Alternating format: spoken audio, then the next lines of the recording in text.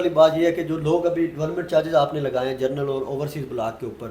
تو وہ لوگ کچھ لوگوں نے تو الحمدللہ ہمارے بہت سارے اوورسیز بھائی ہیں جو پیمنٹیں کروا رہے ہیں جو اس پراپرٹی کو سمجھتے ہیں. کچھ لوگ ہوتے ہیں جنہوں نے فرسٹ ٹائم انویسٹمنٹ کی یا ان کو کسی نے ڈرا دیا یا خود وہ کنفیوز ہو گئے، تو ان کے لیے کیا آپ میسج دینا چاہیں گے؟ ایک تو یہ چیز ہوگی، دوسرا سرفراز بھائی میں ریکویسٹ کروں گا ایز اے اینڈ یوزر کی طرف سے جو مجھے بہت سارے کمنٹ ملتے ہیں، کسی کا پینڈنگ اگر فار ایگزامپل 5 ہے یا 6 لاکھ روپے، اب وہ کنفیوز ہیں کہ ان کے پاس اماؤنٹ مشکل سے 1,00,000 2 لاکھ اگر ہو پا رہی ہے تو وہ کیا جمع کروائیں نہ کروائیں، یہ بھی ایک تھوڑا سا ریلیف دینا چاہیے، کیونکہ اچانک سے ان کو 5-6 لاکھ پینڈنگ ہے، سارا وہ جمع نہیں کروا رہے، تو کیا ایسا کوئی پالیسی ہے کہ وہ کم از کم آدھے جمع کروائیں یا کوئی ایسے چلوائیں کہ ساتھ ساتھ وہ بھی آپ کے ساتھ چل سکیں اور ان کے بچوں کا گھر بھی بن سکے؟ دیکھیں بات یہ ہے کہ پالیسیز جو ہے نا وہ بنائی جاتی ہیں پروجیکٹ کی بقا کے لیے، اور پروجیکٹ کی بقا اسی صورت میں ہے کہ آپ بر وقت جو ہے وہ اپنا اماؤنٹ جو ہے وہ جمع کرائیں، کیونکہ آپ کو پچھلے 3 سال کی یا 2 سال کی یا 1 سال کی کارکردگی جو ہے نا ریئلٹر سے بہتر کوئی نہیں سمجھ سکتا. کلائنٹ نے ایک دفعہ پلاٹ لیا، وہ گھر بیٹھا ہوا، وہ باہر بیٹھا ہوا، وہ کہیں بھی بیٹھا ہوا، وہ صرف انسٹالمنٹ اپنی جمع کرا رہا ہے، لیکن آپ لوگ مختلف کلائنٹ کو وزٹ کروا رہے ہوتے ہیں، یوٹیوب پہ اپنی جو ہے نا کمپین چلا رہے ہوتے ہیں، آپ کو پچھلی ویڈیو سے اگلی ویڈیو کا فرق نظر آتا ہے. تو اس لیے جو ہے نا یہ اگر کسی کے پاس کو کم اماؤنٹ ہے تو ڈیفینیٹ وہ اپنا جمع کرائے گا، تو اس کیٹیگری میں تو وہ نہیں آئے گا جس کو ہم ڈیفالٹر لسٹ کہتے ہیں نا. اس کے بعد جو ہے نا وہ مزید جب اس کے پاس پیمنٹ آتی ہے تو وہ پھر اس کو جمع کرا دیتا ہے. دیکھیں ہم نے کبھی بھی، آپ اس بات کے گواہ ہیں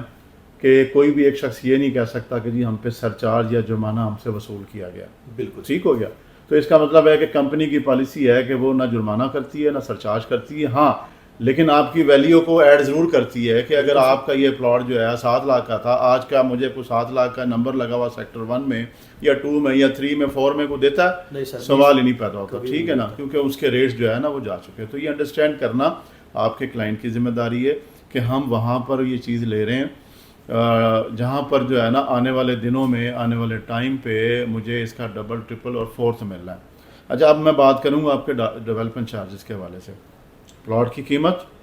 ڈیولپمنٹ چارجز کو دونوں کو انکلوڈ کریں، ایک اماؤنٹ جمع کریں کہ یار یہ اتنا بن گیا. سپوز ہم کہتے ہیں جی 25 لاکھ بن گیا، 30 لاکھ بن گیا، 26 لاکھ. اب آپ نکل جائیں سراؤنڈنگ میں جا کے دیکھیں کہ آپ کے کمپٹیٹر جو ہے وہ پلاٹ کتنے کا سیل کر رہے ہیں ڈیولپمنٹ چارجز کے ساتھ. میں دعوے سے کہتا ہوں ہم آج بھی اس سے کم پرائز پہ ڈیولپمنٹ چارجز سمیت آپ کو پروجیکٹ، آپ کے پلاٹ آپ کو ہینڈ اوور کر رہے ہیں. آپ آزما لیں، آپ، میں نام نہیں لوں گا کسی پروجیکٹ کا، لیکن آپ چلے جائیں جنہوں نے یہ چیزیں مینج کر کے ڈیولپ کر کے جو ہے نا آپ کو ہینڈ اوور کرنی ہے، ان کے پلاٹ کی قیمت، ان کے ڈیولپمنٹ چارجز اگر وہ ملا کے 40 بنتا ہے تو ہمارا 30 بن رہا ہے.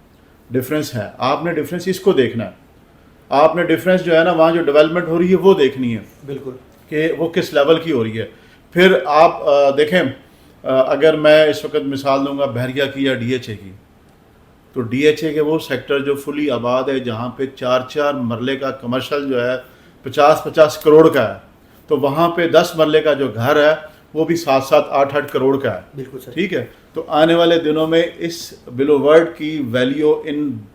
1000 پروجیکٹوں سے بہتر ہونی ہے، کیونکہ وہاں پہ کمرشل ایکٹیویٹی، آپ کی ٹورزم ایکٹیویٹی، آپ کی ریزیڈینشل ایکٹیویٹی، آپ کی ہاسپٹلٹی، آپ کی نیئرسٹ ٹو اسلام آباد، ٹھیک ہے، اور پوری دنیا سے آنے والا وہ کلائنٹ جس نے فزیکل جو ہے نا پلاٹ دیکھ کے پرچیز کرنا ہے، ابھی وہ باقی ہے. ابھی آپ کے پاس وہ کلائنٹ آیا جس نے تھوڑا تھوڑا کر کے اپنے آپ کو لے لیا. اب آپ کے پاس نے اس کلائنٹ نے آنا ہے، یہ پلاٹ کارنر کا ہے جی، یہ کتنے کا جی، یہ پلاٹ جی 60 لاکھ روپے کا، یار 55 میں ہوتا ہے تو مجھے کروا دو. انہوں نے نیٹ کیش دینا، اور کس کو دینا؟ مجھے نہیں دینا، انہوں نے آپ کو دینا جنہوں نے ڈیولپمنٹ چارجز پے کیے ہوئے ہیں، جنہوں نے پلاٹ دیے ہوئے ہیں. تو اس چیز کو انڈرسٹینڈ کرنا کہ اب یہ ٹائم آنے والا ہے اور آپ نے اس ٹائم کو کیش کرنا ہے اور اسی ٹائم کو آپ نے لوز کرنا. اٹس اپ ٹو یو، یہ آپ کے اوپر منحصر ہے. آپ اپنی کنفیوژن سے باہر نکلیں اور اس چیز پر آئیں کہ یار سراؤنڈنگ میں اتنی سوسائٹیاں ہیں، ان کے پلاٹس میں اور ہمارے پلاٹس میں، ان کی لوکیشن میں ہماری لوکیشن میں، ان کی ڈیولپمنٹ میں ہماری ڈیولپمنٹ میں زمین آسمان کا فرق ہونے کے باوجود ہم ان سے کم ریٹ پہ کھڑے ہیں بما ڈیولپمنٹ چارجز. تو اس لیے جو ہے نا اس چیز کو انڈرسٹینڈ کریں. اور میں گارنٹی سے کہتا ہوں کہ جس وقت آپ نے 10-12 لاکھ پے کر دیا، ابھی 2-4-5 لاکھ رہ گیا، آپ وہ پے کریں اور آنے والے وقت کا انتظار کریں. پھر آپ دیکھیں کہ یہ پروجیکٹ آپ کو بے پناہ پروفٹ कैसे देता है। कभी आपने देखा है इतनी बड़ी बड़ी हाउसिंग सोसाइटियाँ होती हैं, लोग होते हैं, उसमें जो है ना लोग आगे पीछे निकल जाते हैं, कोई किधर चला जाता है जी, किसी ने रिजाइन दिया होता है, कोई आपस में पार्टनरशिप जो है ना वो ख़त्म हो जाती है। ठीक है, ये अल्हम्दुलिल्लाह ये एक ऐसा ग्रुप है जो